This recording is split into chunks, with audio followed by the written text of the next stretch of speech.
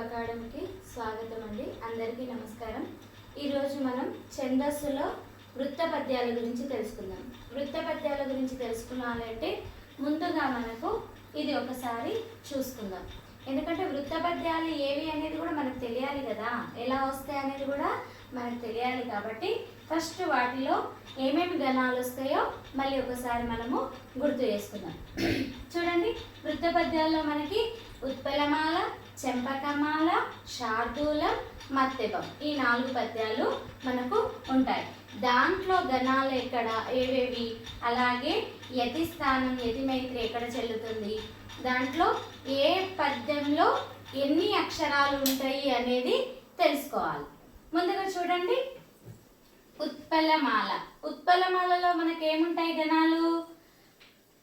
భ, ర, న, భ, భ, ర, వ. ఏం గణాలు వస్తాయి? భ, ర, న, బ, బ, ర, వ. భరణ బబరవ. ఏంటి? భరణవ బబరవ. భరణ భ, బ, ర, వ. ఓకే, దీంట్లో గణాలు ఇవి. మరి దీని యతి స్థానం ఎక్కడ?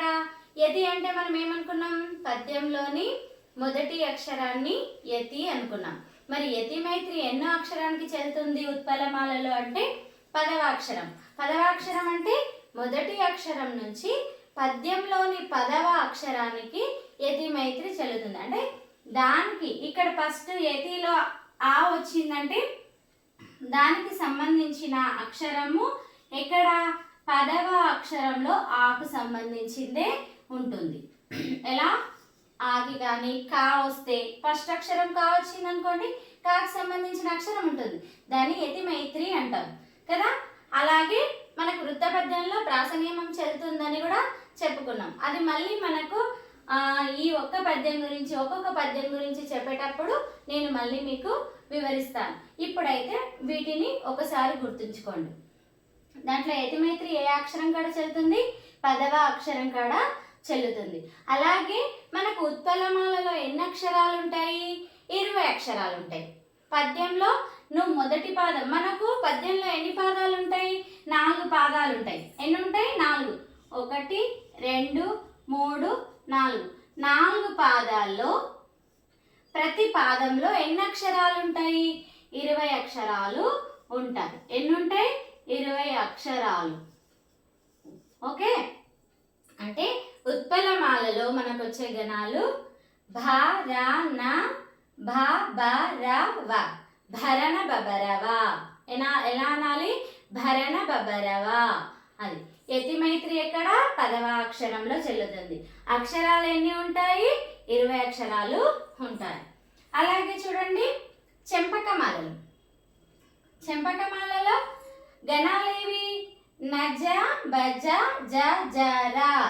నజ, బజ, జజర. ఎలా గుర్తుపెట్టుకోవాలి? నజ, బజ, జజర.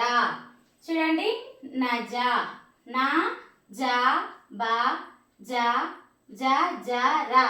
మనం ఒక పాటలాగా గుర్తుపెట్టుకోవాలి. నజ, బజ, జజర. నజ, బజ, జజర. ఓకే, మరి ఇక్కడ యతి మైత్రి ఏ అక్షరంకి చెల్లుతుంది? 11వ అక్షరం. పద్యంలో 11వ అక్షరం అంటే ప్రతి పాదంలోను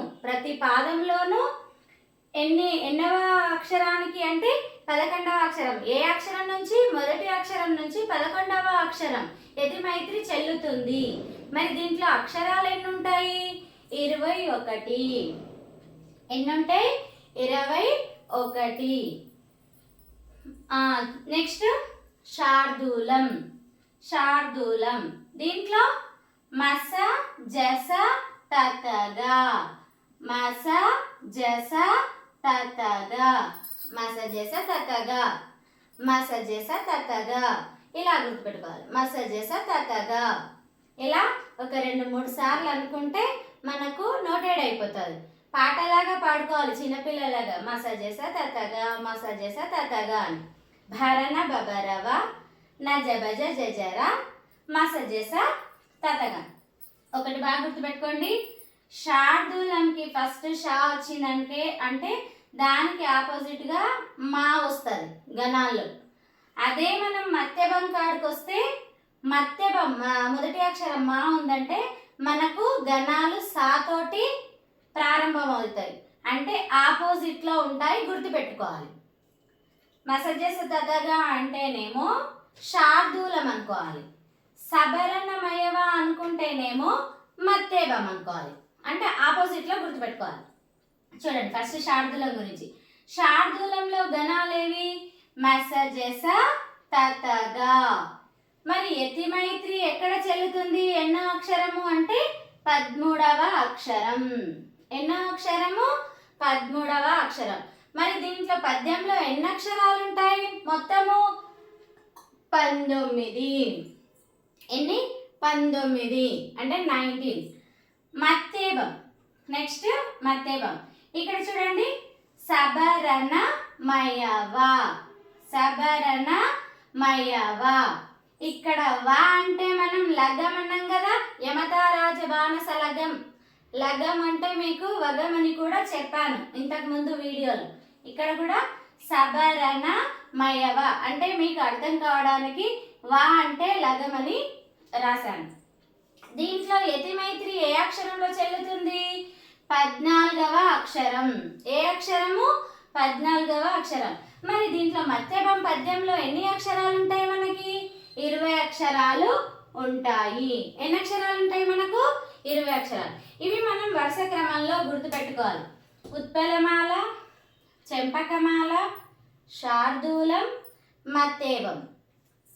ఉత్పలమాలలో భరణ బబరవ. భరణ బబరవ. ఒకటి బాగా గమనించండి.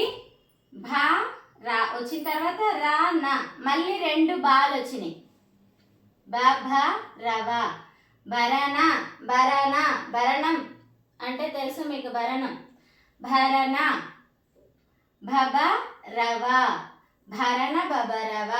భరణవ బబరవ. Okay next నజ బజ జజరా. మసజస తతగా. సబరణ మయవ. ఇక్కడ చూడండి యతి స్థానం ఎలా ఉంది చూడండి. ఫస్ట్ 10, తర్వాత 1 పెరిగింది 11, తర్వాత 12 లేకుంటుంది, మళ్ళీ ఏంటి 13, 14 ఇలా గుర్తుపెట్టుకోవాలి. ఫస్ట్ 10 దానికి +1 11, నెక్స్ట్ మళ్ళీ 12 లేకుంటుంది మధ్యలో 13, మళ్ళీ 1 ఎక్స్ట్రాగా 14. ఇవి కూడా గుర్తుపెట్టుకోవాలి. ఊచా శ్యామ. ఊచా శ్యామ.